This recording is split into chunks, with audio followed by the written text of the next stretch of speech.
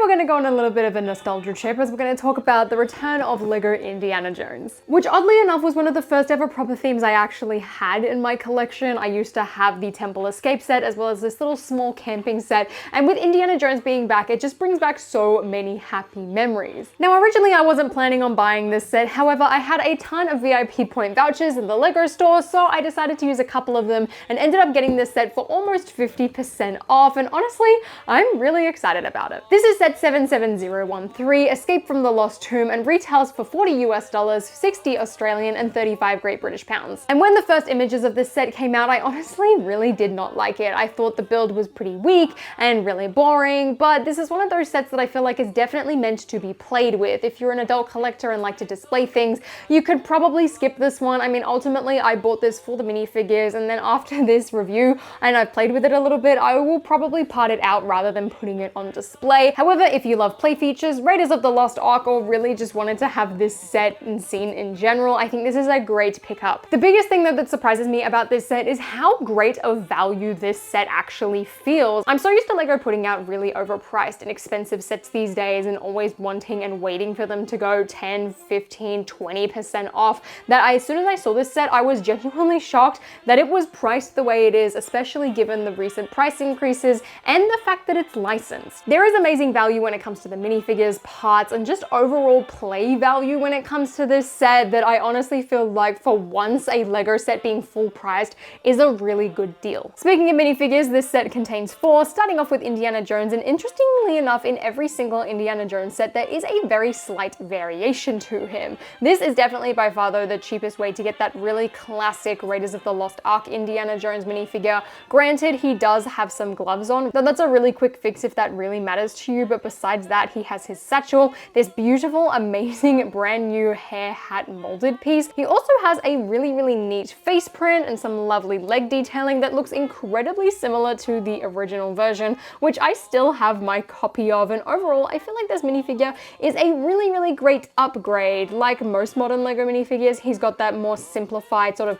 cartoony look to his face print, but otherwise I think he is a really great and beautifully upgraded version, and I guess exactly what I would want out of an Indiana Jones minifigure in 2023. Up next we have Marion Ravenwood. Her dress printing as well is really nice, though I feel like all of the detailing has very thick lines. I think one thing that would have been nice is having some shoulder printing on her arms just to represent the sleeves of the dress, but it's not entirely necessary. I think using the dual molded legs for her is a much better idea in terms of detail. However, there is some print issues when it comes to printing the skin color on top of the white. At least on my minifigure, it looks very faint and honestly really not that good. I will give it to her though. I absolutely love her two face prints, especially that screaming one. It is absolutely hilarious. Next up we have Salah, which for me personally was a really big buying point into this set, as I am a massive fan of Disneyland and especially the Indiana Jones ride at the park, and he is really the face of the whole pre-show there if you've ever been on the ride, so having him in minifigure form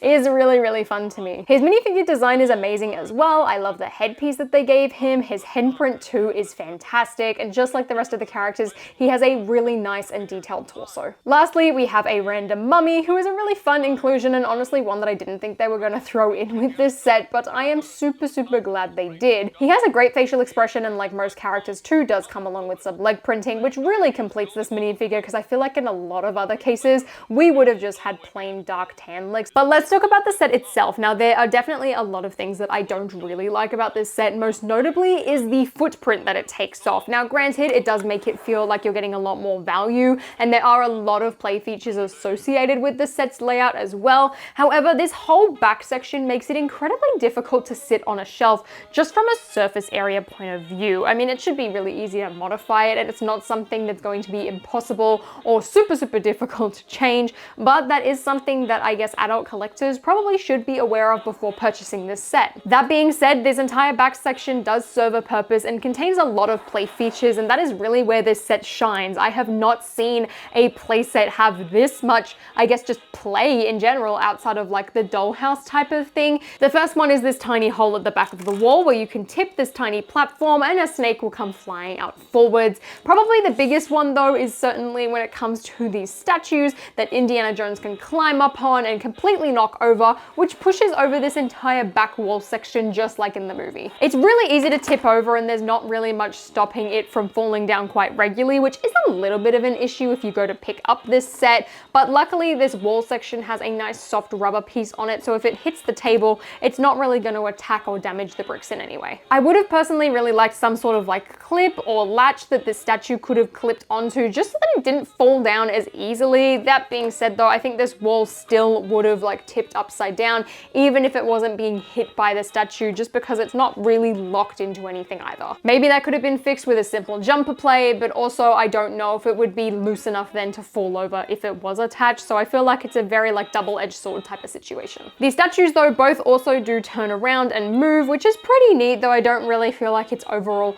that necessary. But design-wise, these are fantastic. Granted, I feel like a little bit more golden on the waist capes would have been nice, that sort of trails down to their legs, but the facial shape and the arm design on these are fantastic. It did get a little bit repetitive given just like how much there was and doing it back to back, but I think the payoff is amazing. Alongside play features, another thing this set has a lot of are stickers. So if you do not like stickers, you probably won't be entirely happy with the build process of this. However, there are a lot of just like really basic rectangular stickers that are super easy to apply, and they add a lot of fun references as well as detail to this set, which I'm personally a really big fan of, and ultimately I think that was a good trade-off to having so many stickers. There's a mixture of circles and triangles and dots and all things like that, and they overall look really good. Though in my short time studying ancient history, I don't actually think any of these represent actual hieroglyphics that were present in ancient Egypt. Speaking of ancient Egypt too, there are a lot of references to it. Firstly being these two sarcophaguses that are stuck to the wall, which both are exactly the same. Another nice detail is the design of the Ark of the Covenant, which again is derived straight from ancient Egypt, which I think is more so an Indiana Jones thing rather than a Lego thing research-wise, but the build is incredibly accurate, especially considering how small yet detailed this thing is. On this back section, there really isn't too much. There's a lot of empty space. However, there is this tiny little lever that you can pull out, and this entire platform will just fall down, letting a ton of snakes and mummies fall on Marion, which really is what you're supposed to do with the mummy minifigure and is the entire reason he was included in the set. But otherwise, there is a big sticker detailing on a panel on the back. Lastly, there are a lot of snakes clipped into the ground, which the only complaint I have with that is that I wish the clips were either a dark tan or a tan color, just that they blended into the sand a little bit more, because the gray is honestly a little bit of an eyesore and really takes away from the fact that there are snakes all over the ground. This set really surprised me. I went in with a lot of really negative first impressions on it. I thought it was basically just a flat wall. I thought it was overpriced, and I just really never expected myself to buy this set, but it really was the one that I think I was drawn to the most, partially because it's Raiders and it's the original, which while I really like The Last Crusade as a movie and really enjoy the plane chase set,